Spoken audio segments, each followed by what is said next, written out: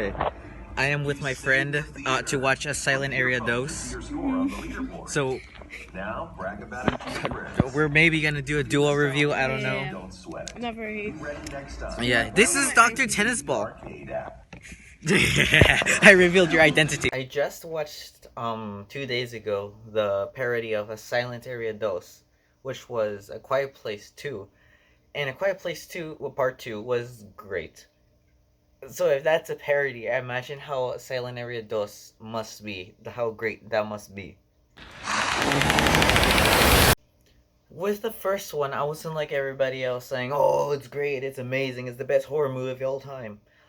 No, it's not scary at all. It as a horror film, it's bad. It's a very bad horror film. It's not scary at all.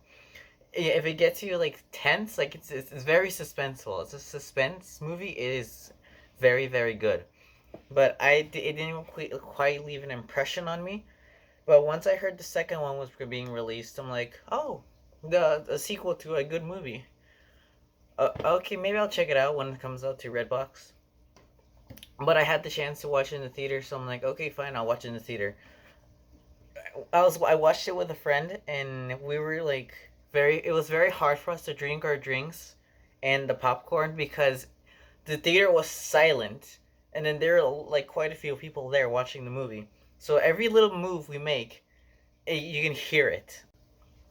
Sadly, our only it kind of took me out because like around the end, my dad was texting me, so I had to like since I didn't want to disrupt the audience, I'm like, okay, I'll leave and go to like the so like here are the seats, like the way you come in and then you go. That's where I was.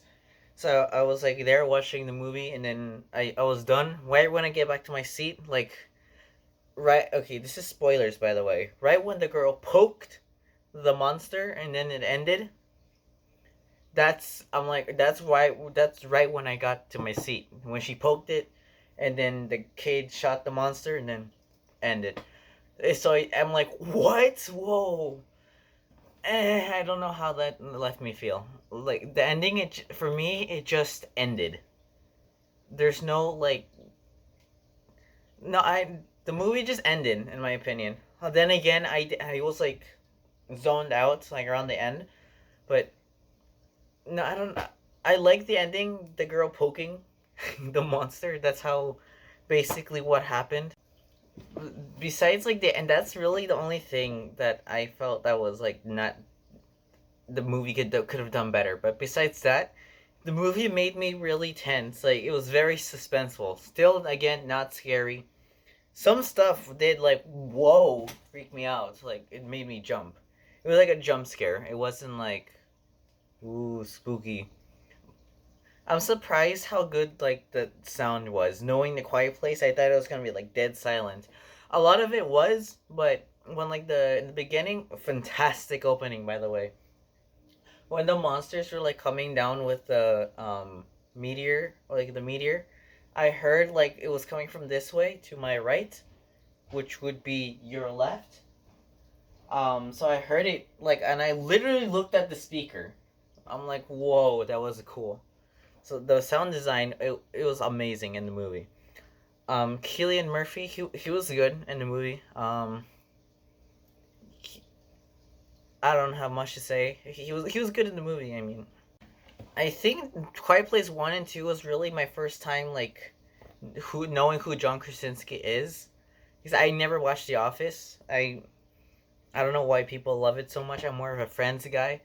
But I do like the fire drill scene, like when they're like when like a lady was like, "Oh, the Omar," or I don't know, take the cat, and then the cat just fell on the other side.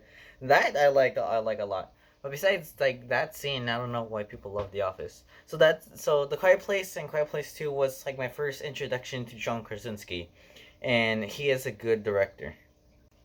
The Killian Murphy's friend on the I went to use the restroom like right when they got to the island.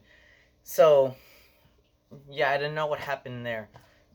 I was mad at myself. I'm like, why do I go to the restroom? But so the Killian Murphy's friend, and there's also in Gladiator. He was in the movie, and then right with like his death scene, he's like, I gotta go back to my family. He he gets bit. No, he gets grabbed on his foot and then like got dragged out. That scared me. I'm like, whoa. Um, that yeah, the movie was very suspenseful, especially for the baby.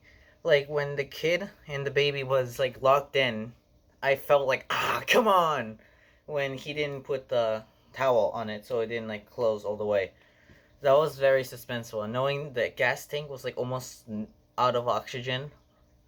Oh, John Krasinski could do suspense.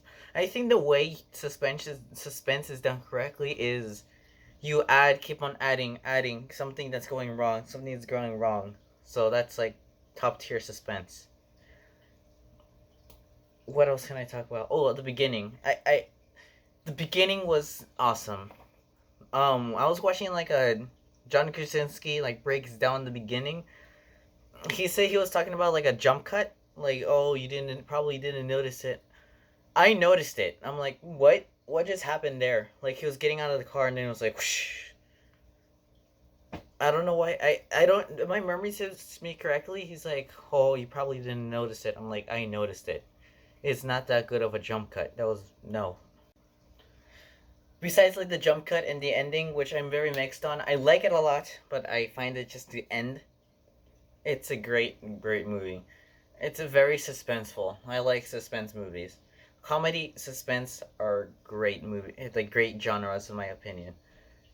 Yeah, there's nothing bad about this movie besides the ending and the jump cut scene. But what are your thoughts on the movie? Did you and it, get if you can experience it in the theater, go to the theater, experience it. Don't like, oh it's a quiet it's quiet. There's gonna be no sound, so why have the big sound system?